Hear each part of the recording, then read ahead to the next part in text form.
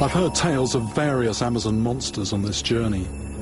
Some legendary, some real, and all dangerous. But there's one creature that, despite overfishing, I'd love to prove really grows to mythic proportions. It's the arapaima, a fish capable of knocking a man from his canoe and leaving him for dead.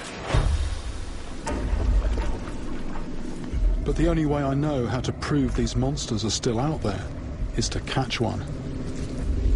And I've heard of a lake that might be just the place to do that.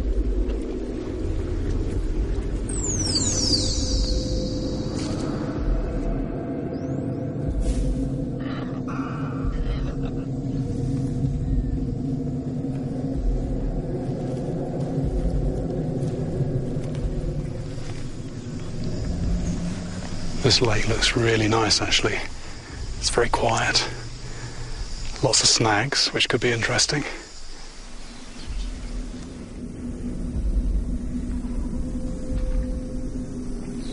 I'm actually using a thing called a circle hook. Now that looks like it's just not going to hook anything at all. The point just coming in here, that's just not going to hook on anything.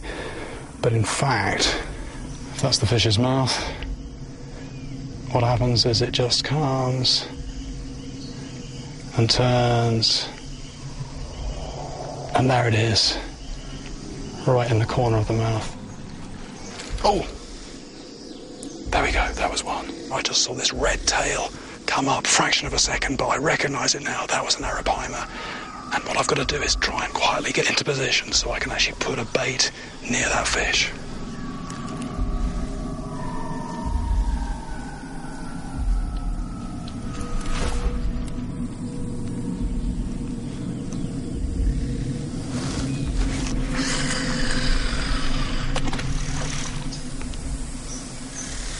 One thing that I learned from the tribes people, which is actually quite hard to do, but I've just got to be patient.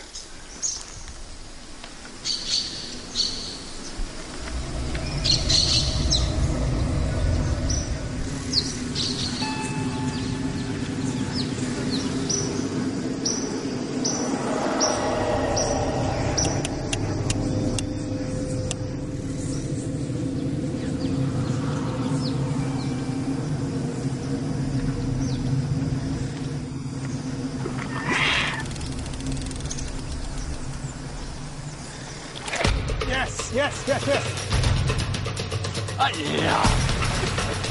That's a fish. That's a good fish. Close up.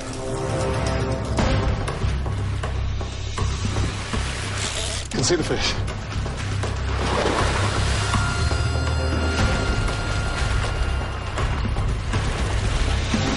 As the battle with this arapaima approaches the half-hour mark, I'm reminded that the rebellious, proud spirit that inhabits this fish even refused to surrender to the gods.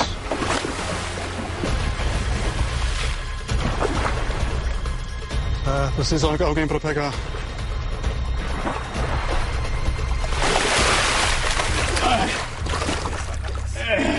Right, it's going to be out. Take it.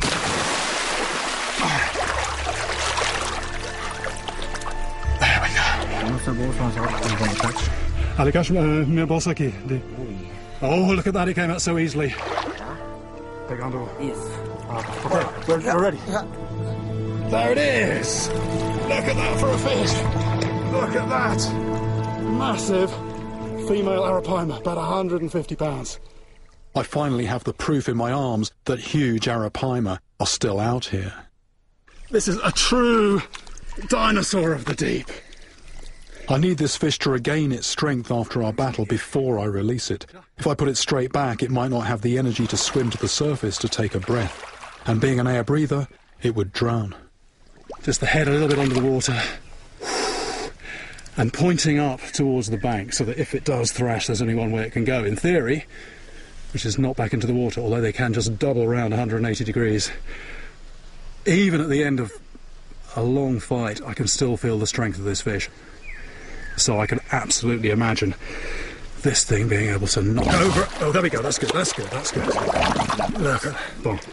That was good. That was the fish just having a breath, which is excellent. It means the fish is not too tired out. But I mean, mainly this fish is just a bony head with a big cylinder of muscle behind it. And if this fish wasn't tired out, I don't think I'd be able to hold it. That's good.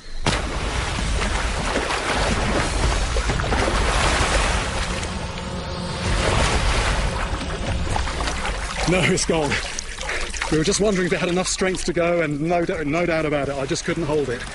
And in fact, at the end of an epic battle on the line, but also an epic quest trying to find one of these things, but, you know, finally feeling the strength of it, absolutely, I'm in no doubt now that if you were in a small fishing canoe and that thing hit you underneath, I mean, it would easily upend the canoe. And then if you're in the water afterwards and you got on the wrong side of that head, my goodness, that would absolutely take you out. Mythic and real beasts swirl around one another here in the Amazon. When people go missing, there is usually talk of giant snakes and man-eating caiman.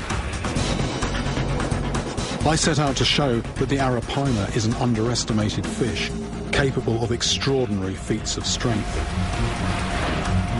If cornered, trapped or netted, it becomes a formidable opponent, an airborne missile. I knew I had to overcome my fear to prove my case. I went back into the water and caught an ancient survivor that is part fish, part legend, and entirely worthy of a deadly reputation.